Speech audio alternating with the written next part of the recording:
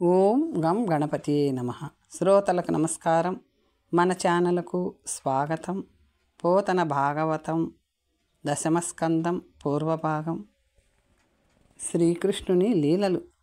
ఓ ఇల్లాలా, మా మగవాళ్ళు బయటకు వెళ్ళగా చూచి రహస్యం చెప్పాలి, దగ్గరకు రమ్మని నీ కొడుకు ఆడుకుందామా, వస్తావా అని అడిగాడు. ఈ వయసులో ఇలాంటి ప్రశ్నలు అడిగే బిడ్డడు ఏ యుగములోనైనా ఉన్నాడా అని విన్నామా? ఆటలాడుతూ అలసిపోయి నా కొడుకు నిద్రపోయాడు. నీ సుపుత్రుడు నా కొడుకు జుట్టును మా లేగదూడ తోకకు కట్టి దాన్ని వీధుల వెంట తోలాడు. ఎంత దొడ్డ నాయకుడి బిడ్డడైతే మాత్రం ఇంత అల్లరి పెట్టడం న్యాయమేనా? నీ కొడుకు నా కొడుకు మీద పడి వాణ్ణి గట్టిగా పట్టుకొని వాడి పొట్ట నిండిపోయినా వదలక బానెడు వెన్న బలవంతంగా పట్టించాడు. మా వాడికి ఊపిరి ఆడడం లేదు. నా బిడ్డని తీసుకొచ్చి చూపిస్తాను, ఇదిగో. ఏమైనా అయితే నువ్వే సమాధానం చెప్పుకోవాలి సుమా. ఒక స్త్రీ నిద్రిస్తుంటే నీ కొడుకు ఇంత పెద్ద తేలును తెచ్చి కరిపించాడు. ఆ అమ్మాయి భయంతోనూ బాధతోనూ కేకలు పెడుతూ గంతులు వేస్తూ ఉంటే మీ వాడు పక్కపక్క నవ్వాడు. ఇదేమైనా బాగుందా తల్లి? నీవే చెప్పు. నా కొడుకు కోడలు ఏకాంతంగా ఉంటే నీ కొడుకు ఒక పామును తెచ్చి పైన పడవేశాడు. ఒంటి మీద గుడ్డలు లేవని కూడా గుర్తులేక వాళ్ళిద్దరూ పరిగెత్తుతూ ఉంటే నీ కొడుకు హేళనగా కేకలు పెట్టాడు. ఇది మంచి లక్షణమేనా చెప్పు తల్లి. మా పేటలో ఒక యువతి చల్ల చిలికిన తర్వాత ముందుకు వంగి వెన్న తీస్తూ ఉంటే నీ కొడుకు వెనక నుంచి చేరి కూడని పనులు చేయసాగాడు. చూడు తల్లి, వీడికి కొంచెం బుద్ధి చెప్పలేవా? ఓ యశోదమ్మ, మా వాడలో ఉన్న గోపికలందరము కలిసి మీ బిడ్డడు వస్తాడేమో అని పాలు పెరుగులు భద్రంగా ఇండ్లలో పెట్టి తలుపులకు తాళాలు వేసి పైన ముద్రలు కూడా వేశాము.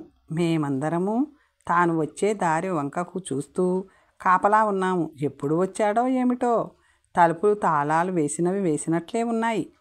నీ కొడుకు ఒక ఇంట్లో నాట్యం చేస్తూ ఉన్నాడు, ఒక ఇంట్లో పాటలు పాడుతూ ఉన్నాడు, ఒక ఇంట్లో నవ్వుతూ ఉన్నాడు, ఒక ఇంట్లో నుంచి తిడుతూ ఉన్నాడు, ఒక ఇంట్లో నుంచి వెక్కిరిస్తూ ఉన్నాడు, మరొక ఇంట్లో నుంచి రకరకాల జంతువుల అరుపులు పక్షుల కూతలు కూస్తూ ఉన్నాడు.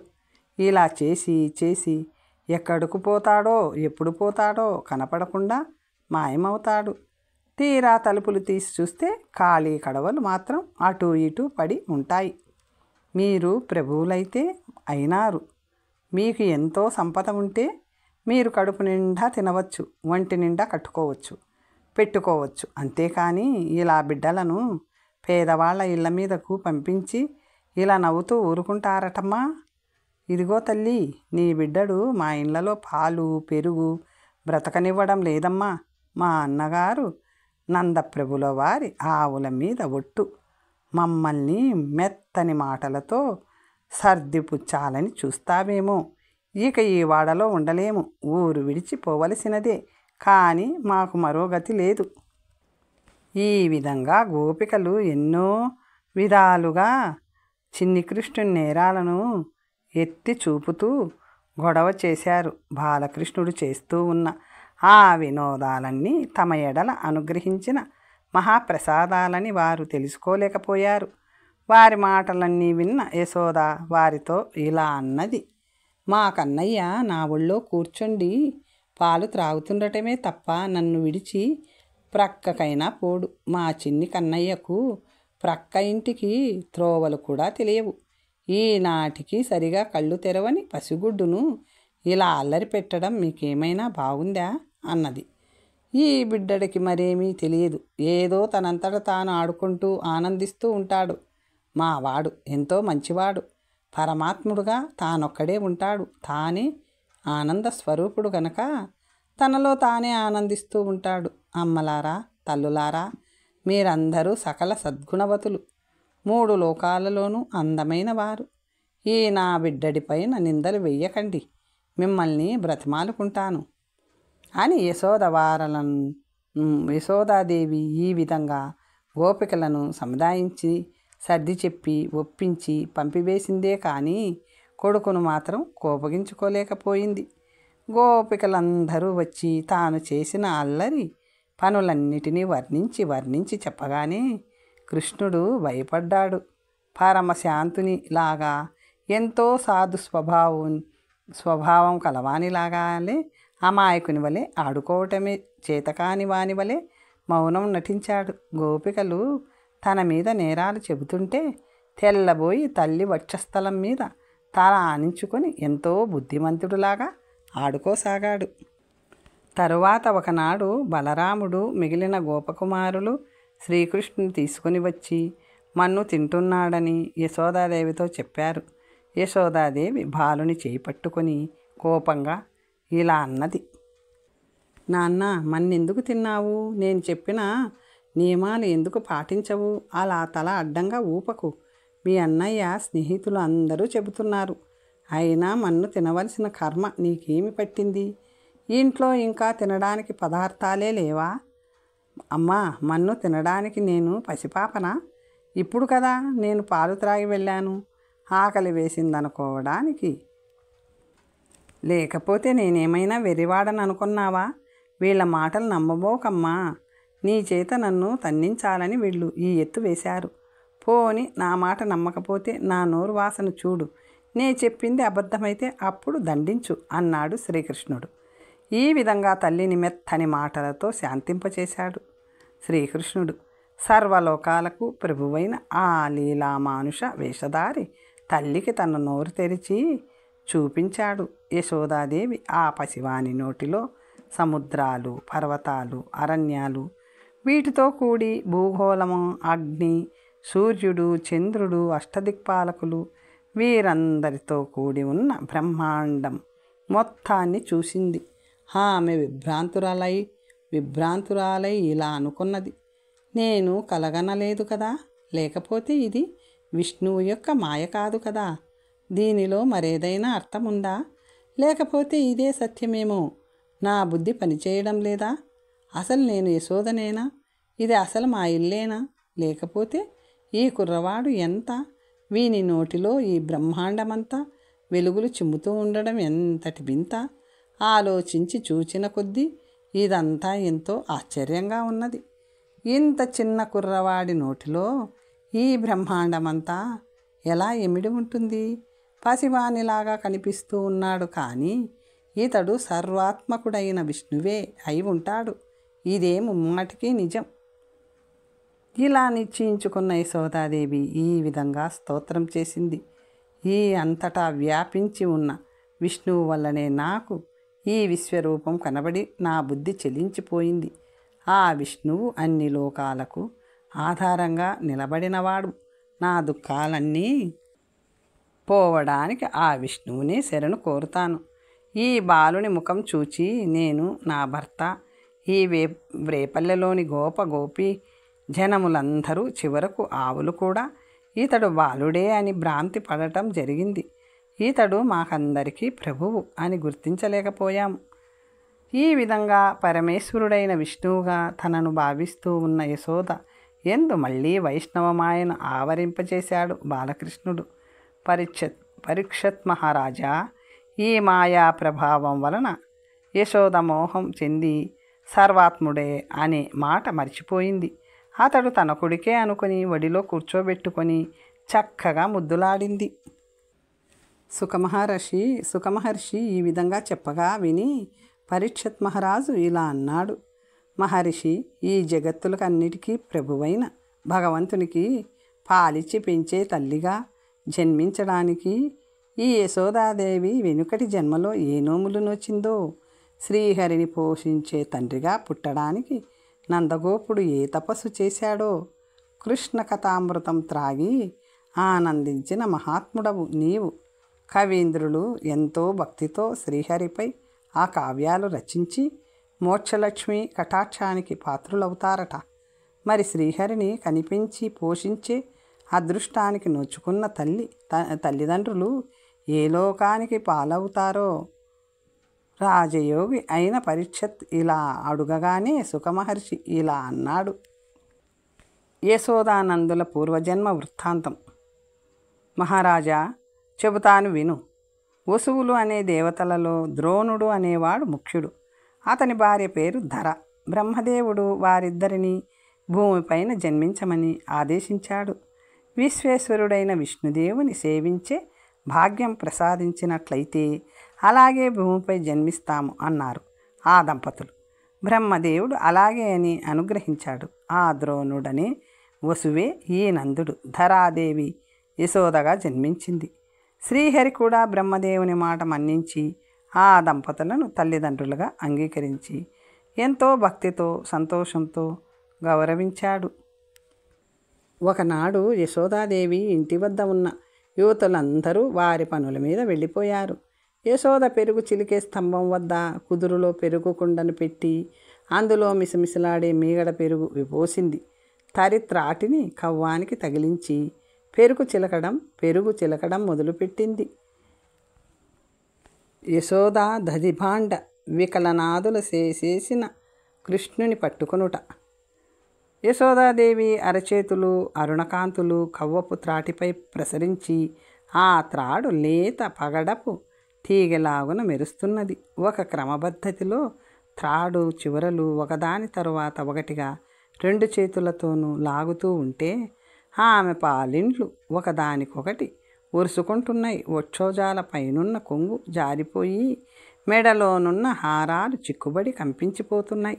చెమట బిందువులతో అందంగా ఉన్న ముఖం మంచు బిందువుల చిందిన తామర పువ్వు కన్నా మనోహరంగా ఉన్నది. సన్నని నడుము జవజవలాడుతున్నది. చేతుల కంకణాలు గలగలా శబ్దం చేస్తున్నాయి. కొప్పు ముడి బిగింపు సడిలిపోయింది. చెవులు కమ్మల కాంతులు తళుక్కుమంటున్నాయి. ముద్దుల కృష్ణుని ఉద్దేశించి ఆమె పాడే పాటకు చెట్లు చిగురు తొడుగుతున్నాయి. ఈ విధంగా యశోదాదేవి పెరుగు చిలుకుతూ ఉన్నది. ఆ సమయంలో కృష్ణుడు ఆమె చుట్టూ తిరుగుతూ ఆమె పైన వ్రాలుతూ ఆమె పైట లాగుతూ అల్లరి చేయసాగాడు. అమ్మా రావే, నాకు పాలివ్వవే అంటూ గంతులు వేస్తూ దగ్గరకు వచ్చి కవ్వాన్ని కదలకుండా పట్టుకున్నాడు చిన్నారి కన్నయ్య. అలా కవ్వం పట్టుకున్న కృష్ణుని చూసి యశోద నవ్వుతూ దగ్గరకు తీసుకుంది. ఒడిలో కూర్చొండబెట్టుకొని ప్రేమగా జుట్టు దువ్వుతూ బాలకృష్ణుడికి పాలివ్వసాగింది. నల్లనయ్య చక్కగా తల్లి రొమ్ములో తలదూర్చి పాలు త్రాగుతున్నాడు. బాలుడు పాలు త్రాగుతూ ఉండగా పొయ్యి మీద పాలు పొంగుతూ ఉంటే యశోద చూచింది. కృష్ణుడు పాలు పూర్తిగా త్రాగకుండానే అతన్ని దింపి పాలకుండ దించడానికి గబగబా లోపలికి వెళ్ళింది. మధ్యలో దించి వెళ్ళిందని కోపంతో కృష్ణుడు ఒక వాడి అయిన రాతితో పెరుగుకుండ బ్రద్దలు కొట్టాడు. పగిలిన దధిభాండంలోని వెన్న తింటూ పైపెచ్చు దొంగ కన్నీళ్లు కారుస్తూ ఏడుపు మొదలుపెట్టాడు చిన్ని కృష్ణయ్య. యశోద పొయ్యి మీది పాలు దించి వచ్చి ముక్కలు ముక్కలుగా పగిలిపోయిన పెరుగుకుండను చూచింది. తుంటరి కొడుకు వెన్న మేగడలు తిన్నాడని గ్రహించి లోపల నవ్వుకొని కొడుకు కోసం చూస్తే ఆ కొంటె కృష్ణుడు కంటికి కనిపించలేదు. అతన్ని వెతుకుతూ బయలుదేరింది యశోదాదేవి. ఇక్కడ పారిపోయిన కృష్ణుడు అక్కడ మరొక ఇంటిలో ప్రత్యక్షమైనాడు. చాలా కోపంగా ఉన్నాడు. ఒక రోలు తిరగవేసి దానిమీద ఎక్కి నిలబడి ఉట్టి మీద ఉన్న వెన్న తీసి ఒక కోతికి పెడుతున్నాడు. యశోద వచ్చి చూసే సమయానికి అతడు చేస్తున్న అల్లరి పని అది.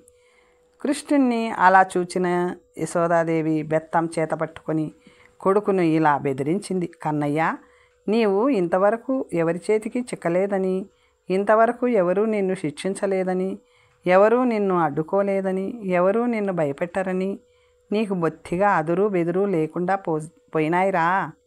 అందుకే కదా నా మాట లక్ష్యం పెట్టడం లేదు. కానీ ఇవాళ ఎలా తప్పించుకుంటావో చూస్తాను. ఈ విధంగా కృష్ణుణ్ణి అదిలిస్తూ యశోదాదేవి కొడుకు దుడుకుతనాన్ని తలుచుకొని తనలో ఈ విధంగా అనుకున్నది. ఇతడు పసివాడనుకుందామా? ఇలాంటి నడవడి ఏ పెద్దలకు తెలియదు. పోని కొంచెం భయం తెలియడానికి భయపెడదామంటే లేక పుట్టినవాడు వీడొక్కడే. బెదిరించి బుద్ధులు నేర్పుదామనుకుంటే తనంతట తానే బుద్ధిగా ఉంటున్నాడు. అలాగని ఇంకేమీ తెలియక ఇంట్లో కూర్చుంటాడా అనుకుంటే వీడు వెళ్ళనిది చూడనిది చోటంటూ లేదు. తననెవరైనా చూస్తే పారిపోదామనే ఆలోచన కూడా వీడికి రాదు. భయము అంటూ ఒకటి ఉంటుందని వీడికి తెలియదు. ఒకచోట కదలకుండా కుదురుగా కూర్చుంటాడు. ఎకసెక్కలు ఆడుతాడు. వీడిని పట్టుకొని తగిన శాస్తి చేయడం ఎలా? చివరికి మరీ గారాబం చేస్తే పిల్లలు బాగా చెడిపోతారు. అప్పుడప్పుడు తగలనిస్తూ ఉంటే చాలా మంచి గుణాలు అలవడతాయి. దుండగులైన పిల్లలకు దండోపాయమే మంచిది అని నిశ్చయించుకుంది యశోదాదేవి. చేతిలో ఉన్న బెత్తం జలిపించి, ఒరేయ్ ఆగు అక్కడ అంటూ కోపంగా అదిలిస్తూ దగ్గరకు వచ్చింది యశోదాదేవి.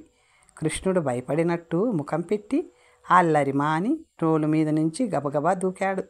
కాలి గజ్జెలు గల్లు గల్లుమని మ్రోగుతూ ఉండగా కృష్ణుడు చిందులు తొక్కడం మానేసి అతి వేగంగా పారిపోసాగాడు.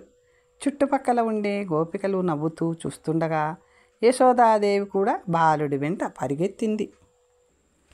అప్పుడు ముంగిలిలో పరిగెత్తుతూ ఉన్న బాలకృష్ణుని ఆగు ఆగు అంటూ యశోద వాని వెనుకే పరిగెత్తసాగింది. పెద్ద వక్షోజాలు బరువుతో అలసిపోయి వంగిపోతూ ఉన్నది. సన్నని నడుము జవజవలాడుతూ ఉన్నది. గమన వేగాని కొప్పు కదిలి జారిపోతున్నది. ముఖం నిండా చెమటలు పోశాయి. పైట జారిపోయింది. మహాయోగీంద్రులు మనస్సులు కూడా వెంటబడి పట్టుకోలేని ఆ లీలా గోపాలుణ్ణి పట్టాలనే పట్టుదలతో వెంటబడి తరుమ కలిగిన యశోదాదేవి ఎంత అదృష్టవంతురాలో! కృష్ణుడు వాకిట్లో స్తంభాలు అడ్డంగా ఉంటే వాటి చాటున అటూ ఇటూ పరిగెడుతూ దొరకకుండా ఉన్నాడు. ఇక ముందు దొంగతనం చెయ్యను, ఈ ఒక్కసారికి క్షమించవే అంటూ ముందే ఏడుస్తూ ఉన్నాడు. కాటుక చెదిరిపోయేటట్లు కళ్ళు నులుముకుంటూ దొంగ కన్నీటితో వెక్కి వెక్కి ఏడుస్తూ ఉన్నాడు. ఈ అమ్మ ఎటువైపు నుంచి వస్తుందో అని మాటి మాటికి ప్రక్కలకు తప్పుకుంటూ క్రీగంట చూస్తూ ఉన్నాడు. చివరకు ఎలాగైతేనే యశోద వెంటబడి తరుముకుంటూ వెళ్ళి అమ్మయ్య, ఈ చిన్ని వెన్న దొంగ చిక్కాడు అంటూ బాలకృష్ణుని పట్టుకున్నదే కానీ కొట్టడానికి చేతులు రాలేదు ఆమెకు. యశోద శరీరము స్వభావం కూడా పువ్వు వలె సుత్తి మెత్తనైనవి. అతని మీద జాలిపడి పోనీలే కొట్టకుండా కట్టివేద్దామనుకుంది. అప్పుడు యశోద పట్టుబడ్డ కృష్ణుడితో ఇలా అన్నది, ఓహో, ఎవరు మీరు? శ్రీకృష్ణుల వారేనా? అసలు వెన్నంటే ఎప్పుడూ చూడలేదట కదా. పాపం, దొంగతనం అంటే ఏమిటో ఎరుగడట. ఈ భూమి మీద మీ అంతటి బుద్ధిమంతులు ఉన్నారా? పట్టుకోవాలంటే ఎవరికి పట్టుబడనని నీవు అనుకుంటున్నావు. పట్టుకోవాలని నేను పట్టుబడితే నిన్ను పట్టుకోవడం పెద్ద కష్టం అనుకున్నావా? నీవు పట్టుబడవని అందరూ అంటారు. నిన్ను పట్టుకోవడం నాకు తప్ప ఇతరులకు సాధ్యం కాదురా. యశోదకు తెలియకుండానే అసలు తత్వం కూడా ఆమె నోటి వెంటనే అంతరార్థంగా బయటపడుతున్నది. అది శ్రీకృష్ణుని సాన్నిధ్యంలో ఉన్నది దివ్య ప్రభావం. భగవంతుడు మామూలుగా పట్టుబడడు, కానీ నిష్టగా యోగ సాధన చేస్తే ఆనంద స్వరూపుడుగా పట్టుబడకపోడు. తనలో తాను అందరిలోనూ అంతర్యామిగా ఉన్న నేను అనే ప్రజ్ఞగా మాత్రమే అతడు పట్టుబడతాడు. కానీ ఇతరులను వేరుగా చూస్తే పట్టుబడడు. నాన్న, ఎక్కడ పడితే అక్కడ తిరుగుతూ ఉంటావు. ఒక చోట కుదురుగా బుద్ధి కలిగి ఉండవు. నీ ప్రవర్తనకు ఒక పద్ధతి అంటూ లేదేమీ. ఒక క్షణం ఏమారుపాటు చెందితే చాలు, ఎన్ని వేషాలైనా వేసి ఎక్కడికైనా పోతావు. భగవంతుడు సర్వాంతర్యామి, గుణాతీతుడు. ఆయనకు నియమాలు పెట్టడం ఎవరికి సాధ్యం కాదు. అంతటా ఆయనే అనే ఎరుక ఒక క్షణం మర్చిపోతే మిత్రులు, శత్రువులు మొదలైన అనేకంగా ఆయన కనిపిస్తాడు. ఒరే కన్నయ్య, ఆదురు బెదురు లేక నీళ్లలో చొరబడిపోతావు. ఎంత పెద్ద బండనైనా ఎత్తేయాలని ప్రయత్నిస్తావు. మట్టితో ఆటలు మానక పొర్లాడుతావు. పెద్ద పెద్ద స్తంభాలైనా పట్టుకొని ఊపాలని చూస్తావు. పరాయి వాళ్ళ దగ్గర అల్పమైన వస్తువుల కోసం చేయి చాచి యాచిస్తావు. నీకు రాజసం ఎక్కువ. లోకం మీద పడి ఎన్నో జగడాలు తెస్తావు. నీళ్ల ప్రవాహాలకి అడ్డుకట్టలు వేయాలని చూస్తావు. ముసలివై నటించుతూ కోతి చేష్టలతో అల్లరి చేస్తూ ఉంటావు. మొలకు గుడ్డ లేకుండా దిగంబరంగా పడి తిరుగుతుంటావు. ఈ దుడుకు చేష్టలన్నీ ఎందుకు చేస్తున్నావో తెలియకుండా ఉంది. నిన్ను భయభక్తులతో నేను అదుపులో పెట్టలేకుండా ఉన్నాననుకోగానే ఇలా క్రిందు మీదు తెలియకుండా ప్రవర్తిస్తున్నావు. ఇందులో యశోద తనకు తెలియకుండానే భగవంతుని దశావతారాలను స్మరించింది. ఎలా అంటే మత్స్యావతారం ధరించి నీటిలో చొరబడతావు, కూర్మావతారం ధరించి వీపు మీద కొండనెత్తుతావు, వరాహ అవతారం ధరించి భూదేవితో ఆడుకుంటావు, అందులోనూ కూరల మీద నిలిపి ఆడుకుంటావు.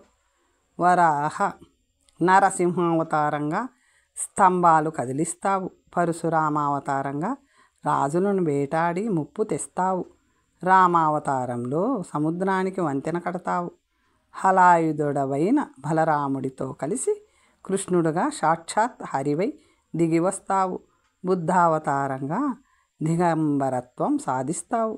ఇక నీ కల్కి అవతారం ఎందుకు ఎత్తుతావో తెలియదు. నిన్ను లొంగదీయడానికి నాకు సాధ్యం కాదనే కదా నీ ధైర్యం. దానితో నీవు క్రింద మీదు తెలియక మిడిసి పడుతున్నావు. భూమి ఆకాశం నిండా ఇంకా అవతల యువతల వ్యాపించి మెరుపులాగా కనిపిస్తున్నావు అని మర్మములెత్తి పలికి ఈ విధంగా యశోదా కృష్ణుని అవతార రహస్యాలను కూడా ఎత్తి పొడిచి ఆ దుడుకు బాలుణ్ణి ఒక రోటికి కట్టివేసింది. ఆ బాలకృష్ణుడు వెన్న దొంగలించడమే క్రీడగా కలిగినవాడు. అందరికీ సంతోషం కలిగించేటట్లు గలగలా మాట్లాడతాడు. తల్లి తనను కట్టివేసినందుకు ఆశ్చర్యపోతున్నట్టు కనిపిస్తున్నాడు. అతని నొసటన ముత్యపు బొట్టు అలంకరణగా మెరుస్తూ ఉంది.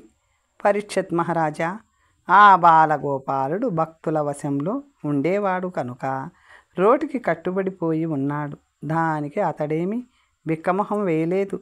కట్టు కొయ్యకు కట్టబడిన మదించిన ఏనుగు గున్నవలే హుందాగా వెలిగిపోతున్నాడు. రాజా, నారాయణునకు లోపల వెలుపల అనేవి మొదలు చివర మధ్య అనేవి ఏమీ లేవు.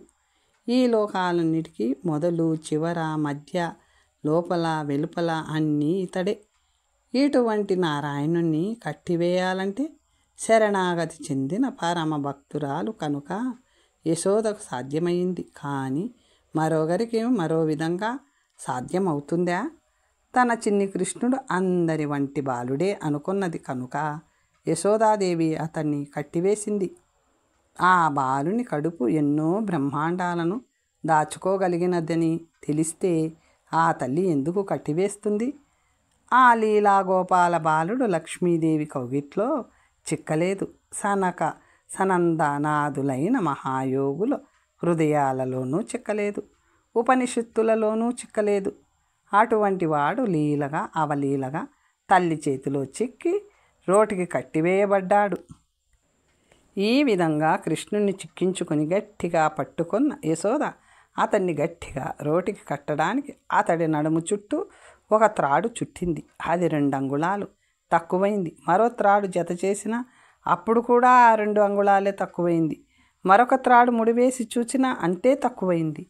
ఆ తల్లి ఇంట్లో ఉన్న త్రాళ్ళు అన్నీ వరుసగా ముడివేసిన అంతే వెలితి ఉండిపోయింది. ముజ్జగంబులు దాగి ఉన్న ఆ చిరుబొజ్జను కట్టడం ఎవరితరము? ఆ వింతను పిల్లవాణ్ణి చూచి యశోద గోపికలు నివ్వెరపోయారు.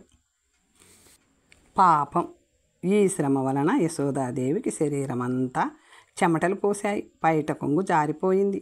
కొప్పు సడిలిపోయి పూలు పడిపోయినాయి. కట్టడానికి శక్యం కాని తనను కట్టివేయాలనే పట్టుదలతో తంటాలు పడుతున్న తల్లిని చూచి నల్లనయ్య జాలిపడ్డాడు. పరీక్షిత్ మహారాజా, శ్రీహరి భవబంధాలను తొలగించి మోక్షాన్ని ప్రసాదించేవాడు ఆ భగవంతుడు బాలకృష్ణుడై ఇప్పుడు కన్నతల్లి కష్టం చూడలేక ఆమె కట్టుతున్న త్రాటికే కట్టుబడిపోయినాడు. అతడు ఆప్తులైన వారికి ఆత్మబంధువు కదా. పరీక్షిత్ మహారాజా, ప్రియమిత్రుడై మెలిగే శివుడు కానీ, ఆయన వక్షస్థలాన్ని ఆశ్రయించుకుని ఉన్న మహాలక్ష్మీదేవి కానీ ఆయన కొడుకునని విర్రవీగే బ్రహ్మదేవుడు గాని శ్రీహరి వలన యశోద పొందిన అనుగ్రహాన్ని పొందలేకపోయినారు. భక్తులకు పట్టుబడినట్లుగా భగవంతుడు జ్ఞానులకు గాని మౌనులకు గాని దానపరులకు గాని యోగీశ్వరులకు గాని పట్టుబడడు కదా. యశోదాదేవి శ్రీకృష్ణుని అలా రోటికి కట్టివేసి ఇంటి పనులలో మునిగిపోయింది. బాలకృష్ణుడు ఆ ఇంటి పెరట్లో ఉన్న 2 పెద్ద పెద్ద మద్ది చెట్లను చూచాడు. నలకూబరుడు మణిగ్రీవుడు అని 2 యక్షులు నారదుని శాపం వలన ఆ మద్ది చెట్లుగా చాలా కాలం నుంచి పడి ఉన్నారు. వారిద్దరినీ చూచి కృష్ణుడు రోలు ఈడ్చుకుంటూ ఆ చెట్ల దగ్గరకు వెళ్ళాడు. ఇలా సుఖమహర్షి చెప్పగానే పరీక్షిత్ మహారాజు ఈ విధంగా అడిగాడు. మహానుభావ, లోకంలోని మహాయోగులందరూ నిన్ను ఆరాధిస్తూ ఉంటారు. నీవే నా సంశయాలు తొలగించగలవు. ఆ యక్షులను నారదుడు ఎందుకు శపించాడు? వారు ఆ శాపం పొందడానికి చేసిన అపచారమేమిటి అని అడుగగా పరీక్షిత్తుతో శుకుడు ఇలా అన్నాడు.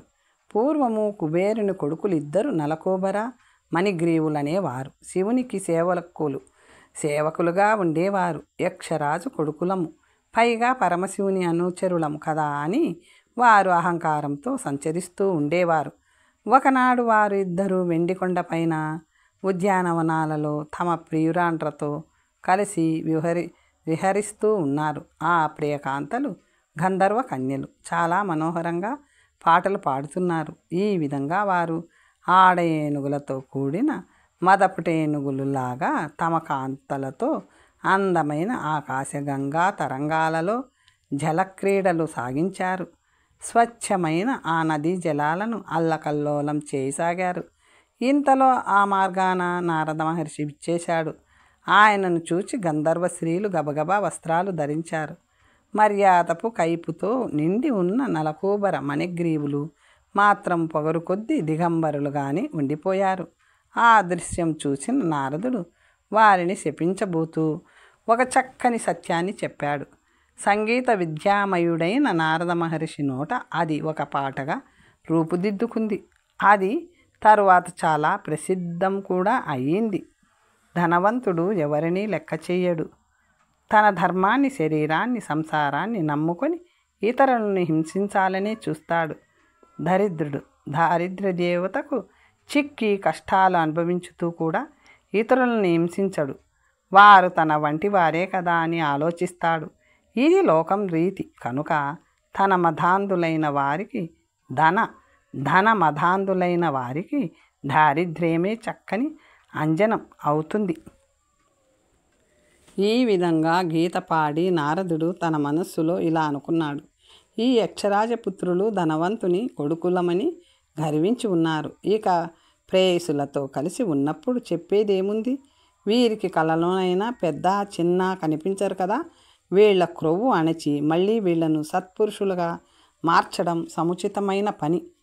ఇలా ఆలోచించుకొని విశేషమైన జ్ఞానం కల నారదుడు నలకూబర మణిగ్రీవులతో ఇలా అన్నాడు. మీరు ఐశ్వర్యమదంతో కొట్టుకుంటున్నారు కనుక మద్ది చెట్లుగా భూలోకంలో 100 దివ్య సంవత్సరాలు పడి ఉండండి. ఆ తరువాత నందనందనుని పాదార వింద స్పర్శ వలన మీకు విముక్తి సంప్రాప్తిస్తుంది. ఆ విధంగా ముక్తులై శ్రీమన్నారాయణ భక్తులై సత్ప్రవర్తన మందు ఆసక్తులై మళ్ళీ దేవలోకంలో ప్రవేశించగలుగుతారు. ఇది నా అనుగ్రహం. ఈ విధంగా శాపము శాప విమోచనము చెప్పి నారదుడు నారాయణాశ్రమానికి వెళ్ళిపోయాడు. ఆ యక్షులిద్దరూ జంట మద్ది చెట్లుగా భూలోకంలో జన్మించారు. నారదుడు పరమ భాగవతోత్తముడు కనుక కృష్ణుడు ఆయన మాటలను పాటించదలిచాడు. టక్కుల మారి ముద్దు కృష్ణుడు ఆ మద్ది చెట్లను కూల్చివేయాలని సంకల్పించాడు. ఏమాత్రం ఆలస్యం చేయకుండా ఆ కొంటె కన్నయ్య జంట మద్ది చెట్లు ఉన్న చోటికి అమాంతంగా రోటిని ఈడ్చుకుంటూ వెళ్ళాడు. ఆ బాలకృష్ణుడు స్థిరమైన మహాబలం కలవాడు. అతని పొట్టకు కట్టబడిన త్రాటి ఊపుకు రోలు అడ్డం తిరిగిపోయింది. అతడు చెరచెరా 2 మద్ది చెట్ల మధ్య నుంచి రోటిని ఈడ్చుకుంటూ ముందుకు వెళ్ళిపోయాడు. బాలుడు రోలు అడ్డం త్రిప్పిలాగానే ఆ మద్ది చెట్లు 2 వేళ్లతో సహా పెగిలించుకొని పోయి కొమ్మలు విరిగిపోతూ మహాభయంకరమైన ధ్వనితో నేల కూలిపోయినాయి. చాలా కాలం తరువాత వాటికి శాపాలు తొలగిపోయినాయి. ఈ విధంగా మొదలంటా కూలిపోయిన ఆ మద్ది చెట్లలో నుండి అగ్నిజ్వాలలు వెలువడినట్లు దిక్కులలో నిండిన తేజస్సులతో 2 యక్షులు నిద్ర మేల్కొన్నట్లు ప్రత్యక్షమైనారు. భక్తులందరినీ రక్షించే బాలకృష్ణునికి తల వంచి నమస్కారం చేసి చేతులు జోడించి ఇలా అన్నారు. శ్రీకృష్ణ, నీవు బాలుడవా? కాదు కాదు, పరబ్రహ్మవు. నీవు నీవే కానీ వేరే ఆధారం అక్కరలేని వాడవు. మహాయోగివి, అన్నింటికీ మొదటివాడవు. నీవు అత్యంత సూక్ష్మం నుండి అతి స్థూలం వరకు ఈ విశ్వమంతా నీ రూపమే అని వివేకవంతులు అంటారు. అన్ని జీవరాశులకి, ఇంద్రియాల అహంకారానికి, ప్రాణాలకు నీవే అధిపతివి. ప్రకృతి నీవే, ప్రకృతివి నీవే, దాని నుండి పుట్టిన మహత్తువు నీవే. అయినా వీటికి వేటికి అందకుండా అధికారం చూసేది నీవే. ప్రకృతి గుణాలు నీలో ఏ మార్పులు కలిగించలేవు. ఎందుకంటే నీవు వాటికన్నా ముందు నుండి ఉన్నవాడవు. నీలో నుంచి అవి పుట్టుకు వస్తాయి. ఇక గుణాలతో ఆవరింపబడినవాడు నిన్ను గూర్చి ఎలా ధ్యానం చేయగలడు? నీకు ఏ గుణాలు లేవు. నీ నుండి గుణాలు వస్తూ ఉంటాయి. వాటి చేత కప్పబడి రహస్యంగా దాగి ఉంటావు. ఈ శరీరం ధరించిన ఎవ్వరు కూడా నీ అవతార వైభవాలకి సాటిరారు. నీ రూపాలు వేరు, వీళ్ళ రూపాలు వేరు. ఈ జీవులంతా నీ తేజస్సుతో శరీరాలు ధరించి పుడతారు కనుక నీవు వాళ్ళకి అంతుపట్టవు. అలాంటి నీకు నమస్కారం చేస్తున్నాము. తర్వాత కథ వచ్చే భాగంలో తెలుసుకుందాం. ఓం నమస్తే.